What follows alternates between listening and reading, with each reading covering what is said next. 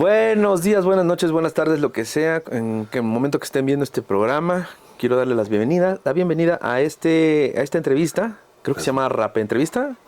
Es el primer programa de Rap Entrevista, la Rap Entrevista. Y vamos a presentar el libro de Gantús, el nuevo bebé de Luis Gantús. ¿Qué es apuntes de historieta, mano? Sí, oye. Quedó lindo, ¿no? Quedó muy chido. Oye, tienes un dibujantazo en estas páginas. No, la verdad me pusiste a parir chayotes, mano, con estos retratos. Es complicado, ¿no? Y encuentro las referencias, mano. Se llama Apuntes de historieta, tomo 1, la historia no contada de la historieta mexicana, con retratos dibujados por su servidor. Editorial Chamuco, El Chamuco y los hijos del Averno. Estamos, la verdad, bien pinches contentos, mi querido Luis, porque es una joya. No sé cómo los convencí, pero creo que valió la pena. Es que la verdad, pues las vamos a contar. Este es el resultado de una serie de publicaciones que se hicieron en la revista durante un año, o no, más. 2 años. 2 años. 2 años. Ajá, ahí está. Para quien no lo sepa, de hecho la edición está padrísima, el diseño de las páginas son de Pepe Hernández, que está preciosa, la verdad, y pues se vino a vertir también en este librito. Que la verdad era un plan con maña. Cuando hablé con Pepe y le ofrecí hacer esta sección, mi plan sí era sacar un libro en algún momento. Tramposo. La verdad sí era, porque siempre he sentido que hace falta algo así, algo simple, algo sencillo, que le diga a la gente, mira acá, este era tal, esto pasaba con esto, así se dio esta situación. No, el cómic no nace con el Hombre Araña, y menos el cómic mexicano. El cómic de superhéroes en su vida, ni el manga han vendido lo que vendió la historieta mexicana, pero ni cerquita han estado de la mejor época de Superman en México, que llegó a vender 100,000 ejemplares. Era cuando Lágrimas y Risa y Calimán vendían 2 millones. ¿Qué? Sí. ¿Por qué pasaba eso? Porque en realidad, mira, la historieta mexicana se podría dividir en 2. Todos los que leían a color, que era Novaro, y todos los que leían en sepia. Ah, ¿que era quién? Que era el pueblo, la banda. Sí, el librito de bolsillo. El libro de bolsillo, los mini, Lágrimas y Risas, Calimán, que era un solo color, que era monocromático. Sí. Mi Pinguín. Sí, lo vi. Se colaban algunas cosas como la familia Burrón o como los super sabios, pero en la clase media estaba prohibidísima la familia Burrón. No me digas. Sí, en la clase media no podían, porque decía que corrompía el lenguaje. Que no iban a hablar como esos vaguitos, peladazos, ¿no? Entonces, lo que se leía era Novaro, que ya venía deslactosado de Estados Unidos, en las clases medias y todo eso. Pero sí se cuela la historieta mexicana. Y te hablo de que esas historietas, la que más llegó a vender, la que le llegó a competir a los grandes títulos, fue Fantomas. Ay, Fantomas. Y el Fantomas mexicano, ¿eh? No, el Fantomas francés. Sí, me acuerdo. El Fantomas mexicano. Sí, me acuerdo de Leo y de Acuario. Y de Sagitario. Qué bonito, ¿no? ¿Cómo no? No, fantástica, ajá. Qué bonito. Entonces, la verdad es que la historieta mexicana marcó el siglo XX. O sea, si tú quieres entender el siglo XX en México, tienes que ver lo que pasó con la historieta. Claro. Es más, la etapa donde no se habla de historieta, donde no hay historieta, es la Revolución. Los 10 años de la Revolución. ¿Ah, sí? Bueno, pues es casi lógico, ¿no? Había mucha caricatura, y con cuidado, pero a principios de siglo tenías los del buen tono, que ya hablamos de eso, y tenías algunas historietitas que aparecían en algunas revistas, en el Aguizote, o que aparecían en algunos periódicos. El problema es que las revistas aparecían y desaparecían muy rápidamente. Y los periódicos más. Es hasta los 20 que como que aterriza todo, que empieza a desarrollarse este nuevo lenguaje en México. Ya. Y ahí también más o menos lo planteamos. No es la idea contar esa historia y decir, no, mira, es que en los 20 pasó esto. No, mira, en los 20 estaba Salvador Pruneda, estaba Tillman y empezó así y así. Esta es su historia.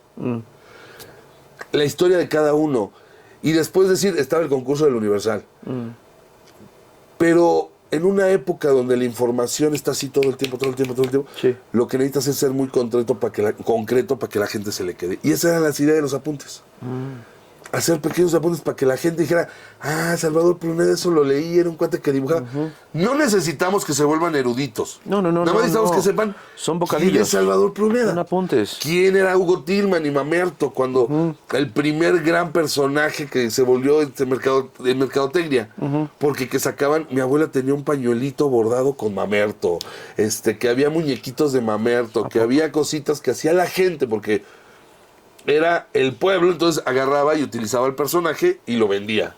Así como en su momento fueron los memín estos que hacían popó. Y yo estoy viendo un libro muy fácil de leer, un libro lleno de monitos. Muchos. Muchísimos. Está atascado de monitos, o sea, no hay página que no sea entretenida. Pero también responde a la necesidad visual que tenemos para aprender cosas. Es muy didáctico y muy lúdico. Que creo que también, ahorita que estabas hablando, porque te pregunté, bueno, ¿a qué responde esa demanda, esa oferta? Esa oferta y demanda de historieta. No había la televisión todavía, no existía la televisión en México. Teníamos, bueno, el boom del cine, teníamos mucha radio, me acuerdo. Crece el cine y el cómic. Y la historieta crecen muy al parejo. La bronca es que al cine tenías que ir. Costaba una lana. Costaba una lana, y aquí te costaba 5 o 10 centavos una historieta. Con razón. Y en México salieron diario. Diario. Que esa es otra cosa que la producción era brutal. Paquín, Chamaco, Paquito. Chamaco fue la primera revista en salir diario, de lunes a sábado, y el domingo especial dominical. Burro. O sea, imagínate la producción de esos, que hacían 8 páginas, un Butze que no tenía ayudantes. No manches. Él solito se aventaba, no nada más eso. Eran las 8 páginas del Chamaco, más las tiras cómicas del periódico Novedades, más anuncios publicitarios, más aparte, luego dibujaba otra historieta que se llama Papanatas. ¿Cómo crees? Imagínate la cantidad de Gabriel Vargas. Estaba atornillado al Eran escritorio, 8 páginas. Vivían dibujando. Bueno, Rius dibujaba 32 páginas a la semana. A la semana. O sea, sí era atornillarse a la silla, o sea, literalmente. Y tenía que ser semanal, si no, no funcionaba. Claro. O sea, ser historietista también, muchas veces ellos perdieron el contacto con el exterior. Y entonces, ¿cómo alimentaban? O sea, de lo que vivieron, pues. Bueno, sí, obvio, claro que sí salía de pronto. Y fíjate, Gabriel Vargas decía que todos los días se iba a un cabaret. Todos los días iba un cabaret. Todos los días iba un cabaret. Que no nos escuche la viuda, pero No, a mí me lo contó enfrente de Doña Guadalupe, así que yo estaba platicando con él y dice, todos los días me iba yo a un cabaret. Porque ahí, pues, platicando con las muchachas, Es nuestro Toulouse-Lautrec. Sí, él decía, Butze, cuando estábamos haciendo el libro, lo que hacía era pararse a la puerta de su casa. Y nomás ahí milando. Platicando, pasaba la gente, lo saludaba, platicaba y observaba mucho. Ajá. A él le gustaba mucho ir a Acapulco, era fan. Entonces, un mes se iba a Acapulco y ahí escribía todas sus historias. Y luego ya adelantaba y hacía varias. Era una forma diferente de ver la vida, totalmente diferente. Y de trabajar. ¿Conoces a algún historietista que trabaje en No, ahorita bueno, conozco caricaturistas que pasan la mitad del tiempo haciendo grilla, así que no sé. ¿Quiénes serán esos desgraciados? Oye, entonces... a ver. Es otro mundo, es otra concepción de la vida. No, totalmente. Y este es el primer tomo de ¿cuántos tú te imaginas, mano? Porque... Mira, tengo calculados por lo menos 6. Mira. Incompletos. No vamos a poder meter. Es más, siempre digo, yo estoy seguro que voy a tener que hacer un 7º de todos los que se me olvidaron y me van a reclamar. Por supuesto. Oye, se te olvidó Y otro que añada, por ejemplo, que hable del cómic deportivo. La historieta deportiva, claro. La historieta histórica, la historieta religiosa, que sea como general y podamos poner títulos. Ya. O sea, sí, seguir. La idea serían 6 tomos. La idea serían 6 tomos. 176 páginas cada uno, ¿con cuántos autores? Mira, son 24. La idea es que sea 24 números del Chamuco. Ajá. Los juntemos, corrijamos, le agreguemos cosas para que no sea lo mismo que leyeron. Y agreguemos 6 nuevos que solo puedan leer en el libro. Uf. O sea, hagamos 6 apuntes nuevos que solo puedan leer en el libro. Está brutal, la edición está perfecta. Tenemos prólogo de mi querido Julio Calixto Albarrán. De Jairo. De Jairo, perdón, no estoy leyendo mal. Perdóname, Jairo, perdóname. Yo aquí de Jairo.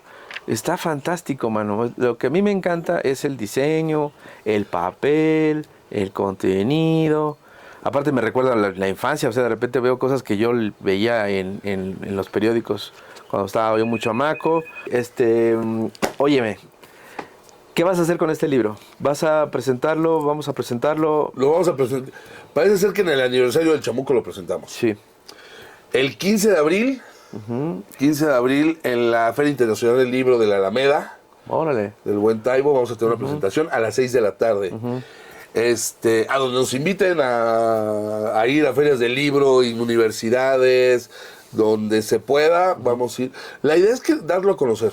Muy bien. La idea es darlo a conocer y obviamente pues tratar de ir a las ferias más importantes de acá. Oye, Luis, y hablando de darse a conocer, creo que sí, mucha gente te conoce, ¿no? Pues nosotros te conocemos desde hace 25 años. Pero hay poca gente que te conoce, que en consideración, ¿quién eres tú? ¿De dónde vienes? ¿Quién fue el primer Gantús en México? Porque pues eres descendencia libanesa. Soy ascendencia libanesa y española. Fui más educado. Ascendencia. Fui más educado del lado español.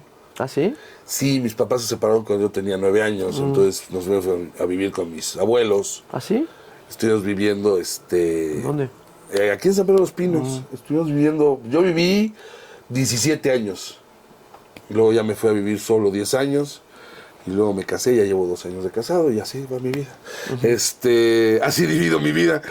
Y viví con mis abuelos, mis abuelos paternos que eran españoles y es como más largo. Pero mi abuelo era libanés, lo cual sí me dejó cierto, o sea, sí hay una parte libanesa, mi árabe. Con la marmaja, hermano. Fíjate,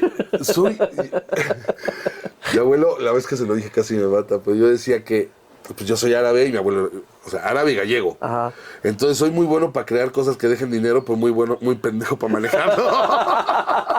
Que se encabrona, güey. No me la perdona. Ajá. Y es que en realidad los gallegos también hicieron mucho dinero.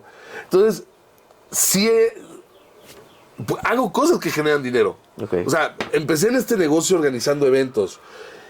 Y fue el primer evento que se hizo en México, la Conque, y de ahí surgieron miles de convenciones, y surgió todo el negocio de la convencionmanía y todo. Y creo que el único que no hizo dinero de eso fui yo. Es que es difícil, ¿no? Bueno, porque, bueno, vamos por partes, como dijo Jack el Destripador. Para regresar a ese tema de las convenciones y todo esto, la Conque, porque tú eres el creador de la Conque, ¿no? Sí. ¿Cómo carajos nació tu adicción a esto que se ve que hasta peligroso es? Porque tienes una colección brutal, man. O sea, no sé. Te digo ustedes no vieron antes de que empezáramos, pero esto era un desmadre. Sí, que no le pide aquí. nada al escritorio de Monsiváis y nada más te faltaban los gatos. ¿Cómo nace tu adicción tu predilección, tu vicio, tu gusto? Mira, la verdad es que siempre nace por una cuestión emocional. O sea, cuando te vuelves fan de algo es por una cuestión emocional. A mí mi abuela me leía Memín Pinguín. ¿Cómo crees? Entonces, era la única manera en que me podía tener quieto. Yo era muy inquieto. Siempre he sido hiperactivo. Entonces, no eras. Sigue siendo inquieto. Trato de controlarme, pero ya tengo 2 hijos que son más inquietos que yo. Ahí está. Entonces, para tranquilizarme me leía Memín Pinguín. Era la única manera en que me tenía tranquilo. Pero no me podía leer Memín Pinguín todo el día. Entonces yo aprendí lo que decía, o sea, las letras y eso, y aprendí a leer con el cómic. Ok.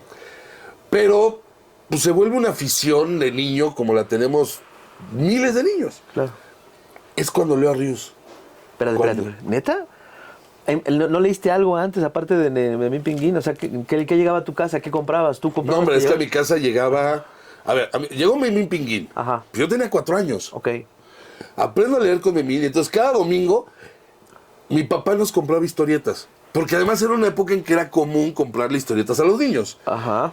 Y mis papás se separaron cuando yo tenía 9 años. Entonces, lo que hacíamos en los domingos cuando íbamos con mi papá, pues teníamos nuestro tambache de historietas dividido, ¿no? Y lo mío eran superhéroes y aventuras y eso. Mis hermanas tenían a Porky y esto, ¿no? Ajá. Cada quien tenía su paquete. Archie, Exacto. Lo que pasa es que mis hermanas leían sus cómics y los dejaban y llegaba yo me los apañaba. Entonces yo los guardaba.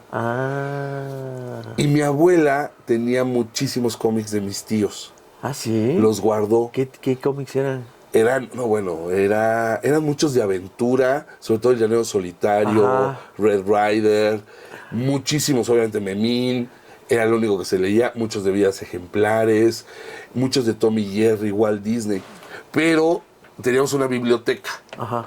Y ahí había un armario, un closet. Mi mamá, para que estudiara química o biología, me encerraba en la biblioteca. Y tú, mal negocio. Sí, pero también ahí aprendí historia. Mi abuelo, amigo de Casasola, tenía un montón de libros de historia regalados de Casasola. Y yo, en vez de ponerme a estudiar química, me ponía a leer los libros de Casasola. Claro, qué Y bueno. entonces tenía libros de mitología griega y yo me ponía a leer esos libros. Entonces, química, no sé para qué diablos te sirve un balance. Te pasaste de noche. Pero ¿no? mitología sí me la sé, historia de México me fascina. Wow. Y tenía los libros estos de Casasola que te digo que eran unas bellezas porque era amigo de mi abuelo. Ya. Entonces, pero yo veía ese closet y decía, ¿qué hay en ese closet? Ajá. Hasta que un día que me dejan encerrado, pero que era esos días que sabes que se subieron a ver la tele porque había algo que querían ver y no van a bajar en una hora. Aprovechado. Y como que se abrió un poco forzado ese closet. Voy encontrando un closet lleno de cómics. No me digas. O sea, ya eran coleccionistas en tu familia de cosas. Claro, no. Todo, desde mi abuela son coleccionistas. Tengo aquí colecciones de muñecos, de cosas que salían en los Twinkies, de barquitos, de... Aquí estaba mostrando otra vez. A ver. Colección de soldaditos. Este era de mi abuela. No manches. Wow. O sea, ¿Qué es y, este? Es un esto soldado. salía en Ah, los... Este es de la Legión Francesa. Y esto salía en los... yo lo que decía es que cómo comían porquerías en mi casa, porque esto salía en los pingüinos y en todo eso. No me digas. Es verdad. Eran Es estas lo que cosas. regalaban en los, perdón por el gol, pero sí, mira. Y entonces un día descubrí estas colecciones también.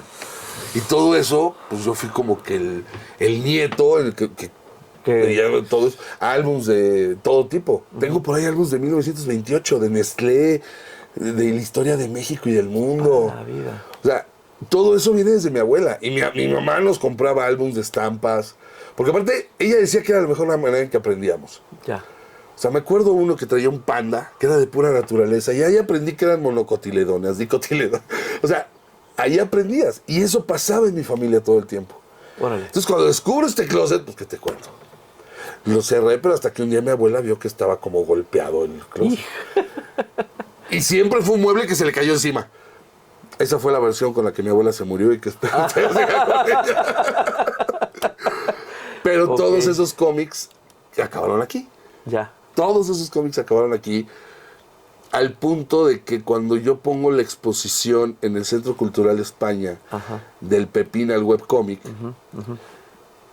llevo a mi tío José Luis, el hijo de mi abuela, y cuando entra y ve las imágenes dice, estos eran mis cuentos. No me digas. Y empezó a llorar. Ay, O sea, dice, estos eran mis cuentos. Muchos de los que usé para esa exposición claro. eran de ellos. O sea, además como que era muy consciente de quiero usar los títulos que yo leía. Claro. De niño. Esos títulos eran los que le compraba a mi tío. No manches. Entonces mi tío vio sus cómics en la pared en una exposición. Claro. Y se puso a llorar y dice, estos eran mis cómics, estos eran mis cuentos. Y si estos eran los de... Yo le compraba estos a mi mamá. No manches. Mira, son esas cosas las que te van haciendo involucrarte cada vez más en esto. Claro, no, y se ve que sí te involucraste además. Eres un vicioso del cómic, de la historieta. Creo que desde Armando Bartra, yo sabía que también era un... Sí, Armando y Arrecochea. Exactamente. Es un Esos nombre dos, que nunca lo he podido que para mí pensar siempre bien. han sido mis guías. Yo lo único que le recriminaba a Bartra y Arrecochea es que la Biblia, que es puros cuentos, y en la que yo me baso para hacer muchísimas cosas, es poco accesible a un público. O sea, no es fácil de llegar. Y era lo único. Yo para leerla me tardé. O sea, yo leía y dije, no entiendo de qué me está hablando. Es un poco difícil de leer, con todo respeto, maestros, pero... No, el problema es que ellos cuando tratan de narrar, me imagino la presión de narrar todo lo que estaban viendo, pues de milagro no eran libros de este tamaño. O sea. Son muy académicos, hay que reconocerlo, ¿no? Pero, y esa es la diferencia con este libro. Exacto. Que este es muy accesible, o sea, la información te la echas en un santiamén, en un fregadazo, ya te enteraste un poquito, no es un análisis así semiótico ni nada, o sea, simplemente es divulgación, no científica, sino de entretenimiento. No, y mi interés es que si alguien lee eso y dice, pues yo quiero saber más del buen tono. Claro. O sea, hay un Pues libro de busca Telma más. Camacho precioso sobre el buen tono. cómo no. Telma Camacho es una inspiradora también de Oye, quiero saber caricatura, más de historieta. Salvador Pruneda. Chécate el Puros Cuentos, tomo 1. Claro. O sea, hay opciones, después de esto, tienes muchas opciones. Es como un anzuelo. Exacto, pero ya tienes un antecedente, ya no te están hablando, ahora sí que no te están hablando en chino. Claro. No te están soltando nombres que no estás acostumbrado, sino ya los viste ahí, o si de repente lo lees y te hablan de Don Catarino, lo leí en tal lado, dice, sí, este fue el primer personaje de historieta mexicana. Claro. Y entonces, a partir de ahí, yo estoy seguro que se van a poder construir muchísimas cosas. Pero, y seguramente académicos podrán decir, bueno, aquí hay un primer paso, pero aquí hay un segundo paso. Claro. Aquí hay una investigación muy documentada, perfectamente académico. Esto está documentado, todo está corroborado. Eso sí te lo puedo asegurar. Pero sí tiene un tono más lúdico, más... Digamos que yo soy totalmente hijo de Ríos en ese aspecto. ¿Cuándo empezaste a leer a Ríos? Calculo que fue entre los 11 y los 12 años. ¿Y te cambió la vida? Todo. Todo. En dos áreas fundamentales en mi vida. Uno, con la vida de cuadritos. Te platicaba de la paradoja Ríos. A ver, cuéntame. De paradoja Ríos, que una vez en Guadalajara estábamos platicando con Eduardo, y yo le decía, y estábamos molestándolo, diciéndole que él tenía la culpa de todo. Que si el país estaba como estaba era por culpa de Ríos. Él empezó todo en el 60 con sus supermachos. Y estábamos friegue. Pero un día, ya como que hablando en serio, yo no, es que por ti me dediqué al cómic. Tú tienes un libro que se llama Vida de Cuadritos. Dije, sí. Por cierto, es un libro al que le encuentro errores por página, cabrón. ¿Qué te dijo? O sea, está muy mal escrito, güey. Le dije, está mal hecho, está mal documentado y es pura opinión desde tu... Bueno. Dice, entonces lo odias. Le dije, amo ese libro. Cuando yo leí ese libro, decidí dedicarme al cómic. Mira. Y dije, yo tengo que conocer a todos estos que me está mencionando aquí. Si no hubiera sido y por ese libro, yo no me hubiera dedicado al cómic. Tal vez hubiera sido un fan y tal vez... hubiera llegado un momento en que los dejas de comprar. Claro. Dije, no, yo me quiero dedicar a esto. Yo quiero conocerlos todos, yo quiero hablar de... O sea, yo me quiero dedicar al cómic. Y en la otra parte, por esas fechas, yo tenía un tío que era el director financiero de Grijalbo. Entonces, cuando iba a su casa había muchos libros de Ríos que se supone no podía leer yo en casa de mis abuelos. Por supuesto. No llegaban. Claro. Pero yo los leí en casa de mi tío. Ahí leí de Vida de Cuadritos y me lo pude llevar porque era inocente. Inocente, sí. El que nunca supieron que me robé fue Jesús alias el Cristo. Y ese también te movió la cholla. Ese me reventó la cabeza, pues mi familia era muy católica. Leo eso. Yo siempre tenía mis dudas. Yo tenía mucha discusión con mi papá.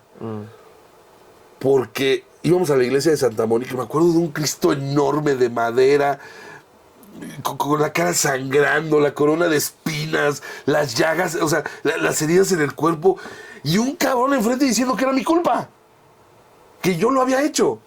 O sea, son mis primeros recuerdos yendo a una iglesia. Y yo diciéndole a mi papá, yo no fui, cabrón. Bueno, no, cabrón, me reventaba el hocico. Pero así de, yo no fui. Yo no le hice nada, yo no lo toqué. Te negaste al máximo valor con el que lucra la iglesia, que es la culpa. Exacto, pero yo tenía esa sensación de que... Pero mi papá era, tú tienes que creer, y la fe, y la más... Y luego, pues en casa de mi abuela era muy católica, rezaba mucho. Mi mamá no tanto, y mi abuelo como había sido medio liberal y todo ese rollo. Pero, o sea, tenías que creer en algo. Cuando leo Jesús, Él es el Cristo... Y que si los esenios, y que si había sido hombre, y que si María Magdalena, y que... Nada. O sea, güey, abrió un barranco, así, se abrió un hoyo en mi mundo que nunca Sin me... albur. Sí. O sea, que ya no se detuvo hasta que me puse a averiguar y ver, y entonces empecé a leer mucho sobre Jesús, y empecé a leer la Biblia, y empezaba a leer la Biblia y encontrar...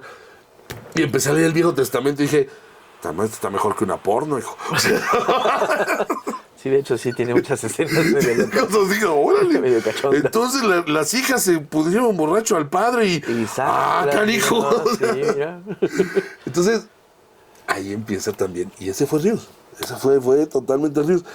Entonces, a partir de ahí, mira, tengo allá arriba todos Leo sus que libros. Tienes toda la colección. Todos. Me faltan creo que 6 de los de Posada. Y tienes los jajás. Los agachados, los jajás. O sea, Ríos se volvió una parte muy importante de mi vida. Y cuando decido de este rollo del cómic, pues como todos quieres dibujar, nada más que yo me di cuenta que soy pues, si no malo para el dibujo, sí huevón.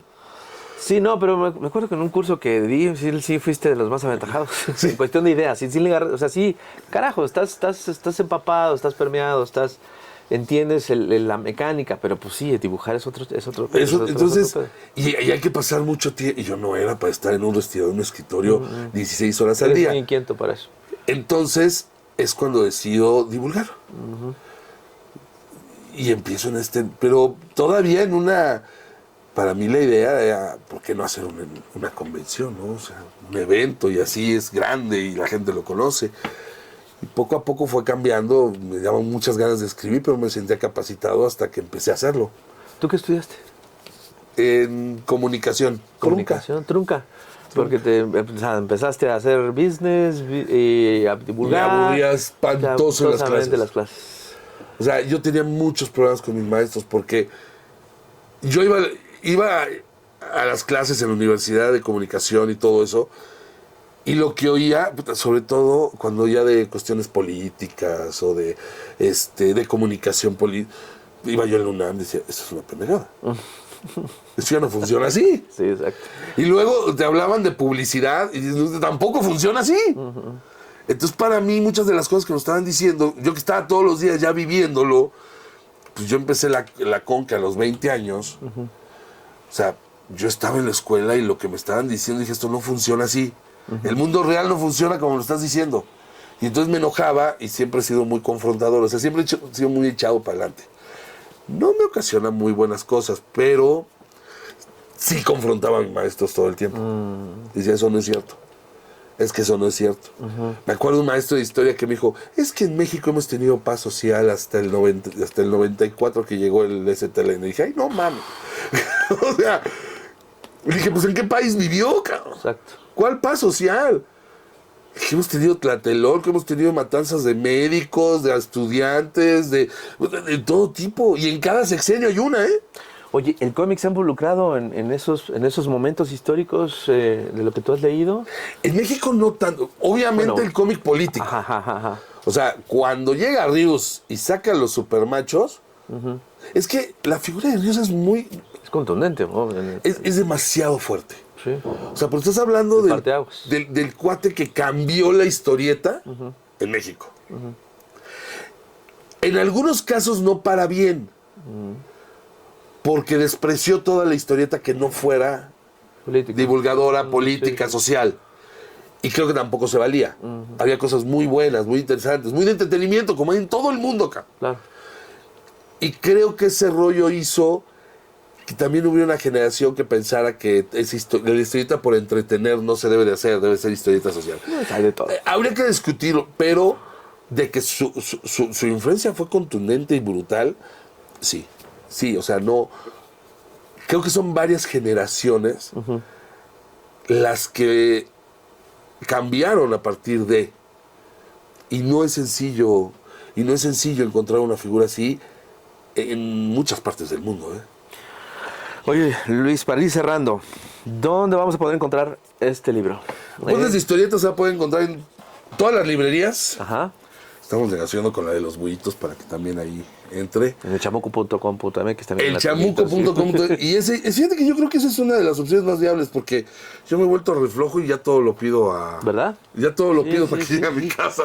Bueno, a veces es sabroso todavía ir a la librería y... Sí, pero gasto mucho. Sí. Ya no puedo, o sea, entiéndeme. No, ya no te cabe más. O sea, tengo todo eso que leer y yo no me puedo parar en una librería, en una tienda de cómics. ya valió.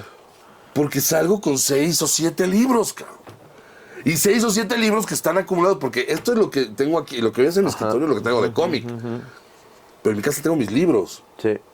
Libros que voy a leer, lo que te mostraba, ¿no? Ayer conseguí estos dos. Qué belleza, mano. Y muero de ganas de leerlos, pero estos van a ser mi descanso. Ah, es tu descanso. Cuando descanso del cómic leo.